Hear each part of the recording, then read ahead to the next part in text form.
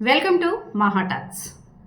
మన హిందూ సనాతన ధర్మంలో ఎన్నో రకాల పండుగలు ఉంటాయి, ఎన్నో రకాల ఆనవాయితీలు కూడా ఉంటూ ఉంటాయి, మనకు తెలిసిన విషయమే.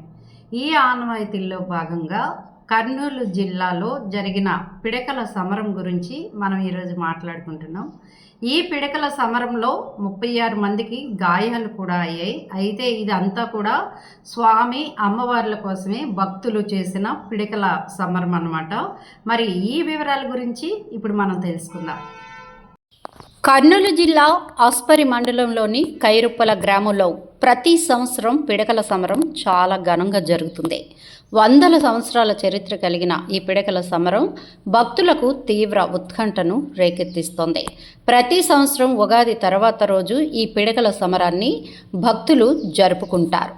భద్రకాళీదేవి వీరభద్రస్వామి పండుగ సందర్భంగా 2 వర్గాలుగా విడిపోయిన గ్రామస్తులు ఒకరిపై ఒకరు పిడకలతో కొట్టుకుంటూ తమ భక్తిని చాటుకుంటారు.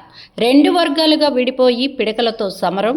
గ్రామస్తులు 2 వర్గాలుగా విడిపోయి ఒకరిపై ఒకరు పిడకలు విసురుకుంటూ సమరం చేస్తారు. ఒక వర్గం స్వామివారి తరపున, మరొక వర్గం అమ్మవారి తరపున పోరాటం చేస్తారు. ఈ పోరాటంలో గాయాలైన వారు ఆ గాయాలకు స్వామివారి విభూతిని రాసుకుంటారు. 3 రోజుల్లో ఆ గాయం నయం అవుతుందని వారి ప్రగాఢ విశ్వాసం. ఈ సంవత్సరం కూడా పిడకల సమరం అత్యంత ఘనంగా జరిగింది. పిడకల సమరంలో 36 మందికి స్వల్ప గాయాలు అయ్యాయి. దాదాపు అరగంట పాటు హోరాహోరీగా గ్రామస్తులు 2 వర్గాలుగా విడిపోయి పిడకలతో కొట్టుకున్నారు. ఈ పిడకల సమరంలో 36 మందికి స్వల్ప గాయాలు అయ్యాయి. ఈ వేడుకను తిలకించడానికి తెలంగాణ, కర్ణాటక, ఆంధ్రప్రదేశ్ రాష్ట్రాల నుంచి వేల సంఖ్యలో భక్తులు ఇక్కడికి తరలి వచ్చారు. గ్రామంలో వీరభద్రస్వామి ఉత్సవాల సందర్భంగా జరిగే ఈ పిడకల సమరం తర్వాత గ్రామ పెద్దలు పంచాయతీ చేసి వీరభద్రస్వామికి, భద్రకాళి అమ్మవారికి కళ్యాణం ఘనంగా జరిపిస్తారు. వీరభద్రస్వామి, భద్రకాళీదేవి ప్రేమ కథ అయితే అనాదిగా వస్తున్న ఈ ఆనవాయితీ వెనుక ఒక ఆసక్తికర ప్రేమ కథ ఉంది.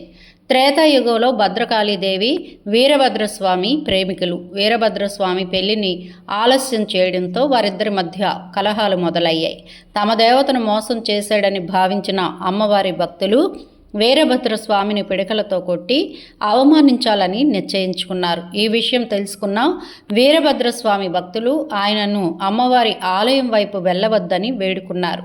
గ్రామం మంచి కోసం, వీరభద్రస్వామి కరుణ కోసం పిడకల దాడి అయినప్పటికీ స్వామివారు ఆలయం వైపు వెళ్ళగా అమ్మవారి భక్తులు ముందుగా వేసుకున్న ప్రణాళికలో భాగంగా ఆయనపై పిడకలతో దాడి చేశారు. దాంతో స్వామివారి తరపున భక్తులు ప్రతి దాడిని చేశారు. ఆపై ఇరు వర్గాల వారు శాంతించి పంచాయతీ చేసి పెళ్లి జరిపించారని ఈ పురాణం ఈ వినూత్న ఆచారం యొక్క మూలాలను వివరిస్తుంది.